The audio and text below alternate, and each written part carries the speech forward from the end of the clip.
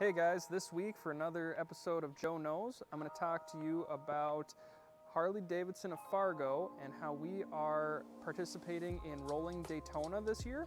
So come on into the dealership, talk to myself or Tyler, and get information on how to get signed up for the 2024 Road Glide Limited that they're giving away. They're also going to pay for you to go down to Daytona and be on stage to win the bike. So it's a national campaign. 10 people get to go down. So come on in, get more information from us. See here, we're also having Throttle Thursday coming up on January 25th. We're going to be giving away a Jesse James guitar, so come on in for that. And one more thing that I want to talk about. This 2024 Ultra Limited in red rock and black.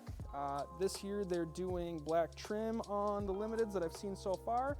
Still sticking with the 114 motor with the liquid cooled heads up here. You still get the 6.5 infotainment that everybody loves and the 3 LED lights in the front. So this one's not quite done yet, but once it gets on the showroom floor, come in and check out this new red rock. Very nice color. That's this week's Joe Knows.